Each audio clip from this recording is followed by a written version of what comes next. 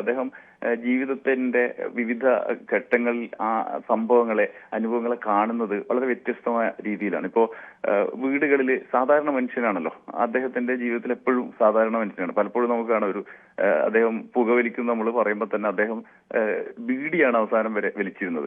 അങ്ങനെയുള്ള ചില പ്രത്യേകതകൾ, അത് ഒരു മഹാത്മയായിട്ട് ബീഡി വലിക്കുന്നത് ഭയങ്കര സംഭവം എന്നുള്ള ആൾക്കല്ല, അദ്ദേഹം ഓരോ ഘട്ടത്തിലും അതിൽ നിന്നും മാറി നടക്കാറില്ല. അങ്ങനെ സാധാരണ ജീവിതത്തിൽ പോകുമ്പോൾ തന്നെ ഇപ്പൊ സാധാരണ നമ്മൾ വീട്ടിൽ ഞായറാഴ്ചകളിലോ അല്ലാത്ത ദിവസങ്ങളിലോ ഒക്കെ പിരിവുകാർ വരുമല്ലോ, പലതരം പിരിവുകാർ വരും. പ്രത്യേകിച്ചും അമ്പലങ്ങളിലെ ഈ ക്ഷേത്രങ്ങളിലെ പുനഃപ്രതിഷ്ഠ അല്ലെങ്കിൽ ഈ ക്ഷേത്രങ്ങളിൽ പണിയിക്കുന്നതിന് ആളുകൾ വരും. അതിനെക്കുറിച്ച് അദ്ദേഹം ഒരു രസകരമായ അനുഭവം പറഞ്ഞിട്ടുണ്ട്. അതായത് വീട്ടിൽ വരുന്ന സമയത്ത് ഒരു ദിവസം ഇതുപോലെ വന്നു. അപ്പം എല്ലാ ദിവസവും ഒന്നിലധികം ആളുകൾ നിരന്തരം വരും. ഇപ്പൊ സലിംകുമാറാണ്, ഇഷ്ടംപോലെ പൈസ ഉണ്ട് പ്രതീക്ഷിച്ചാണ് വരിക. ഒരു ദിവസം ഒരു ടീം വന്നപ്പം മൂപ്പര് പറഞ്ഞു, ഞാൻ ഭയങ്കര ദൈവവിശ്വാസിയാണ്, എല്ലാ പിരിവിന്റെ കാര്യമൊക്കെ പറഞ്ഞിട്ട്, ഞാൻ ഭയങ്കര ദൈവവിശ്വാസിയാണ്, പക്ഷെ ഞാൻ ദൈവത്തിന്റെ അമ്പലം കെട്ടാൻ പണം തരില്ല, അല്ലെങ്കിൽ പുനഃപ്രതിഷ്ഠ എന്ന് പറഞ്ഞ ക്ഷേത്രത്തിന്റെ ഈ കെട്ടിടങ്ങൾ കെട്ടാൻ ഞാൻ പണം തരില്ല എന്ന് പറയും. അപ്പൊ അവരേക്ക് എന്തിനാ ദൈവത്തിനോട് നമ്മൾ പ്രാർത്ഥിക്കുന്നത്, ദൈവമേ എനിക്കൊരു നല്ല വീടുണ്ടാക്കി തരണേ എന്ന് പറഞ്ഞിട്ടാണ്.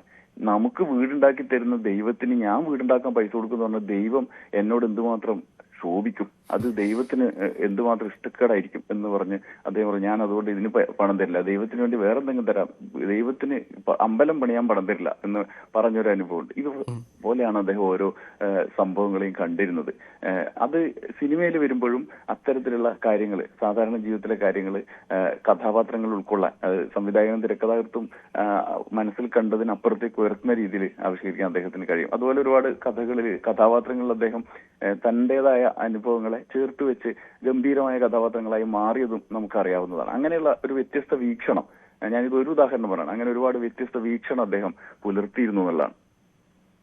തീർച്ചയായും മധുവാണ് അദ്ദേഹത്തെ അനുസ്മരിച്ചത്. മധുവിന് ഒരുപാട് അനുഭവങ്ങൾ സലിംകുമാറുമായി ചേർത്ത് വെക്കാനുണ്ട്. മധുവിൻ്റെ ഒരു പുസ്തകവും പ്രേക്ഷകർ സലിംകുമാറിൻ്റെ ജീവിതത്തെ അടയാളപ്പെടുത്തി വായിച്ചതാണ്. ഒരു ലുക്കിൽ നിന്നേ ഉള്ളൂ ഭയങ്കര ബുദ്ധിയാണ് സലിംകുമാർ ഫലിതങ്ങളുടെ പുസ്തകം. അത് വളരെ പ്രധാനപ്പെട്ട ഒരു ഏടുകൂടിയാകും അദ്ദേഹത്തെ ഓർത്തെടുക്കുമ്പോൾ.